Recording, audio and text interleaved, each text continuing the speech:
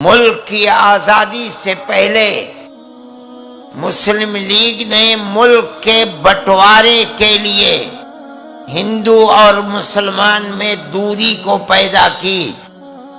جمعیت علماء ہند کے ہمارے بزرگ پہاڑ کی طرح کھڑے ہو گئے، ان کی ٹوپیوں کو اچھالا گیا، ان کی پگڑیوں کو پیر سے روندا گیا، لیکن انہوں نے کبھی بھی نفرت کی سیاست کو قبول نہیں کیا، ملک کی تقسیم کی مخالفت کی۔ ملک تقسیم ہو گیا، یہ اوپر والے کا قدرت کا کرشمہ تھا، لیکن ہم ملک کی تقسیم کو ملک کے لیے ہانی کارک سمجھتے تھے، ہم نے اس کی مخالفت کی۔ ملک کے بعد ملک کے اندر ایک طبقہ پیدا ہوا۔ میں آپ کو بتاتا ہوں کہ جیسے جیسے ملک کی آزادی قریب آتی تھی، جمعیت علماء ہند گاندھی جی سے، موتی لال نہرو سے، جواہر لال نہرو سے بار بار یہ عہد لیتی چلتی تھی کہ جب ملک آزاد ہوگا تو ملک کا دستور سیکولر دستور ہوگا۔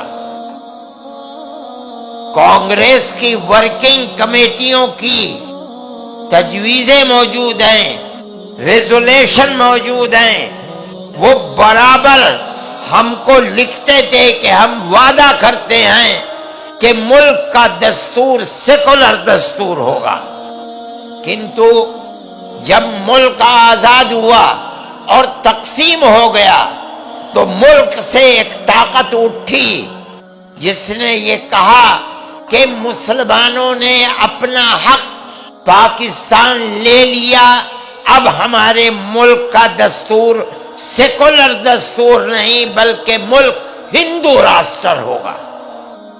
جمعیت علماء ہند وہ تنہا جماعت تھی جو گاندھی جی کو، جواہر لال نہرو کو پکڑ کر بیٹھ گئی۔ ہم نے کہا ہم سے جو وعدہ کیا تھا، آپ کے ریزولیشن ہمارے پاس موجود ہیں، آپ نے ہم سے وعدہ کیا تھا کہ ملک کا دستور آزادی کے بعد سیکولر دستور ہوگا، اس وعدے کو پورا کرو۔ اگر ملک کی تقسیم پر دستخط کیے ہیں تم نے کیے ہیں، مجرم تم ہو، ہم نے ملک کی تقسیم کو قبول نہیں کیا۔ شریف لوگ تھے جو وعدے کیے تھے اس کے سامنے جھکے اور ملک کا دستور سیکولر دستور بنا۔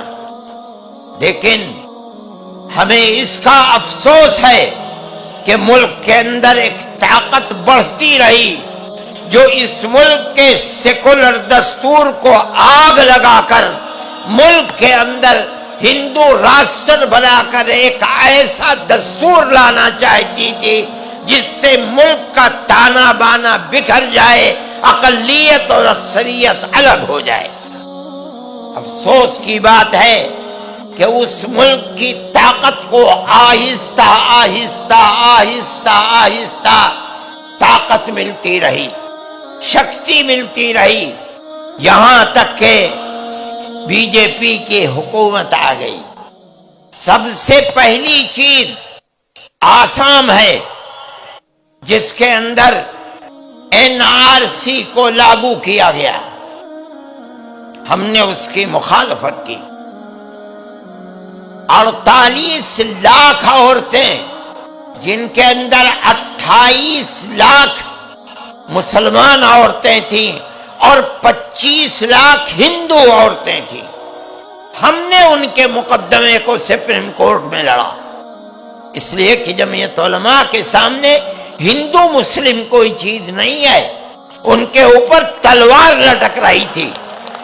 ہم گئے سپریم کورٹ میں، ہم نے سپریم کورٹ کے بڑے سے بڑے وکیل کو ہمیں ایک ایک تاریخ پر ایک ایک وکیل کو 15 لاکھ روپیہ دینا پڑتا تھا۔ ہم نے مقدمہ لڑا، ہمیں یہ خطرہ تھا کہ اگر ہم مقدمے میں ناکام ہو گئے تو ان 48 لاکھ عورتوں کا اور ان کے بچوں کا جو کروڑوں ہو جائیں گے، ان کا ملک کے اندر بنے گا کیا؟ لیکن ہم اللہ کا شکر ادا کرتے ہیں کہ سپریم کورٹ کا فیصلہ 100% نہیں 101% ہمارے حق میں آیا۔ ان لوگوں کو نیشنلٹی ملی، ہمارے نزدیک ہندو مسلم کوئی چیز نہیں ہے۔ وہ لوگ ہندو اور مسلمان جو ڈی ووٹر لسٹ کے اندر جیلوں میں زندگی گزار رہے تھے، ہم نے ان کے سینکڑوں مقدمے لڑے ہیں۔ اگر ہم نے ہزاروں مسلمانوں کو جیلوں سے نکالا ہے تو ہم نے 1400 کے قریب ہندو خاندانوں کو بھی جیلوں سے نکالا ہے۔ دیکھیے آسام کے اندر ہم آج بھی ان کے کیس کو لڑ رہے ہیں۔ ابھی 5 دن پہلے ہم نے سپریم کورٹ سے جو فیصلہ لیا ہے، ہمیں امید ہے کہ چند آنے والے دنوں کے اندر فیصلہ اللہ چاہے گا تو ہمارے حق میں آئے گا۔ وہ ہندوؤں کے لیے بھی ہوگا، مسلمانوں کے لیے بھی ہوگا۔ لیکن NRC ہندوستان کے غریب لوگوں کو، میں صرف مسلمان ہی کو نہیں کہتا، مسلمان ہیں، دلت ہیں، قبائلی لوگ ہیں، ان سب کے لیے ایک مصیبت کی چیز ہے۔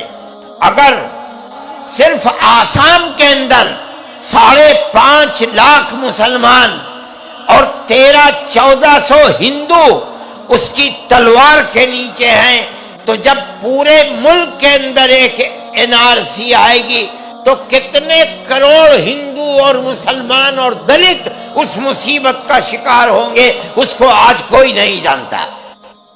میں نہیں سمجھتا ہوں کہ ہندوستان کے ہوم منسٹر یا ہندوستان کے پرائم منسٹر جو کچھ کہہ رہے ہیں، آج آپ کے اس شہر کے اندر پرائم منسٹر جس شہریت کے ترمیمی قانون کے بارے میں کہتے ہیں کہ اس میں کوئی خرابی کی بات نہیں ہے، لیکن میں نہیں سمجھتا کہ ان کی اس بات کے اندر کوئی واستوکتا اور حقیقت ہے۔ جب یہ قانون بن گیا اور اس قانون کے مطابق عمل ہوگا تو آپ دیکھیے گا کہ مسلمان کو اس کے اندر نقصان پہنچے گا۔ مسئلہ ہندو مسلمان کا نہیں ہے، مسئلہ تو ہندوستان کے دستور کا مسئلہ ہے۔ یہ دستور اگر سیکولر دستور ہے تو مذہب کی بنیاد پر کسی کو اس سے نہیں نکالا جا سکتا۔ آپ اسی چیز کو اپنے دوسرے الفاظ میں پیش کر سکتے تھے۔ آپ ہندو اور مسلمان کا نام نہ لیتے، آپ یہ کہتے کہ پاکستان، بنگلہ دیش، افغانستان سے جو آدمی مذہب کی بنیاد پر پریشان ہو کر آئے گا ہم اس کو نیشنلٹی دیں گے۔ ظاہر ہے کہ کوئی مسلمان مذہب کی بنیاد پر پریشان ہو کر وہاں سے نہیں آ سکتا، کوئی بات ہی نہیں تھی۔ آپ کیوں ہندو، مسلم، سکھ، عیسائی کا نام کیوں لیتے ہو؟ آپ کسی کا بھی نام نہ لو، آپ یہ کہو جو مذہب کی بنیاد پر پیڑت آئے گا ہم اس کو نیشنلٹی دیں گے۔ اس میں مسلمان نہیں آ سکتا تھا، لیکن آپ کو اپنی اس کمیونٹی کو جو فرقہ پرستی کی ذہنیت رکھتی ہے، آپ کو یہ سجھاؤ دینا تھا، وچار دینا تھا کہ اگر مسلمان کو کوئی نقصان پہنچا سکتا ہے تو ہم پہنچا سکتے ہیں۔ اس لیے آپ نے سب کا نام لیا، مسلمان کا نام نہیں لیا۔ ہم یہ سمجھتے ہیں کہ ہندوستان کے دستور میں مذہب کی بنیاد پر کسی کو الگ نہیں کیا جا سکتا۔ آپ نے کیوں مذہب کی بنیاد پر الگ کیا؟ آج سارے ہندوستان میں جو احتجاج ہو رہا ہے وہ اسی بنیاد پر ہو رہا ہے کہ ہندوستان کے سیکولر دستور کو بدل کر آپ ملک کو ہندو راشٹر بنانا چاہتے ہیں۔ ہندوستان کے ہندو، ہندوستان کے مسلمان یہ سمجھتے ہیں کہ اگر سیکولرزم ہندوستان سے ختم ہوگا تو ہندوستان ختم ہو جائے گا۔